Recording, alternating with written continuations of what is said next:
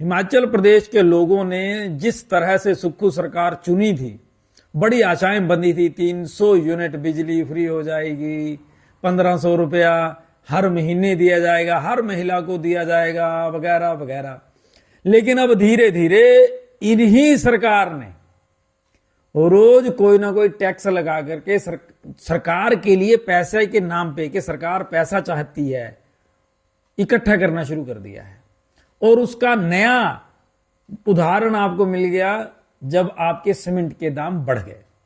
ये सीमेंट के दाम एक बार में नहीं बढ़े हैं, पहले 15 रुपए बढ़े थे, फिर 15 बढ़े, अब फिर 10 रुपए बढ़ा दिए गए सरकार द्वारा। ये वही नेता हैं जो पहले चिल्लाया करते थे कि अंबानी की फैक्ट्री है, भारतीय जनता पार्टी पैसे खाती है। अब अंबानी की फैक्ट्री है लेकिन कांग्रेस पैसे खाती है। लेकिन पिसती जनता है, ना भारतीय जनता पार्टी ने कमी छोड़ी, ना कांग्रेस ने कमी छोड़ी। अब दुर्भाग्य हमारे प्रदेश का क्या है कि जब मुख्यमंत्री बीमार हो जाएं तब सीमेंट के दाम बढ़ जाते हैं। अगर मुख्यमंत्री की पार्टी के बड़े नेता शिमला घूमने आ जाएं तो शायद उसके खर्चे के लिए कोई ना कोई टैक्स लगा दिया जाता है कि जनता से पैसा इकट्ठा कर लो। लेकिन हमारा दुर्भाग्य ये है कि हमारी आवाज सुनने वाला कोई नहीं, जनता की तरफ देखने वाला भी कोई नहीं है, जनता के जो मुद्दे हैं, जनता की जो जरूरतें हैं, उस तरफ ध्यान देने वाला भी कोई नहीं है। पहले भारतीय जनता पार्टी के लोग थे, वो भी ऐसा ही कर रहे थे, फिर लोगों ने कांग्रेस पार्टी को जितवाया। अब कांग्रेस पार्टी जब आई है तो उन्होंने महंगाई के नाम पर जब जीत करके आए हैं कि बहुत हुई महंगाई की मार, अब चुनेंगे कांग्रेस सरकार।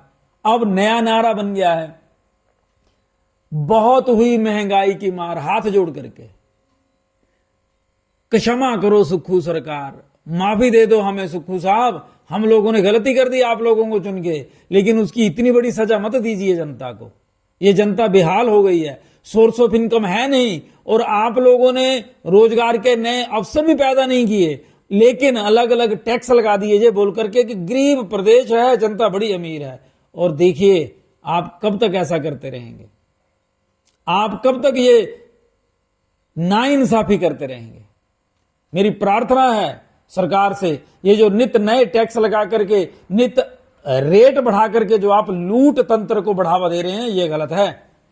आज के समय अगर हम लोगों ने लाइसेंस बनवाना हो तो अगर ईमानदारी से बनवाएंगे तो चक्कर काटते रहो, एजेंट को पैसे दे दो, घर बन करके पहुंच रहा है आजकल।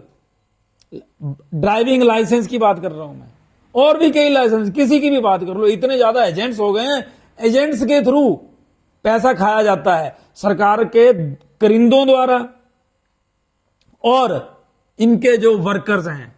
क्योंकि जो भी एमएलए चुने गए हैं, याद रखो, मैं जनता से भी प्रार्थना करता हूं, आप लोग याद करो कि इन लोगों के चुनाव जब हुए तो इनके साथ कौन लोग चलते थे, इनका सहयोग कौन लोग करते थे। तो आप पाएंगे ज्यादातर ट्रांसपोर्टर या फिर जो एजेंटियां करते हैं वो लोग इनके साथ घूमते थे।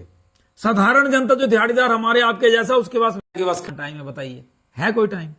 तो इन लोगों ने वोटें हमसे ली, लेकिन काम ये उन 100 लोगों के लिए कर रहे हैं जो इनका झंडा उठा करके 15-20 दिन घूमते हैं।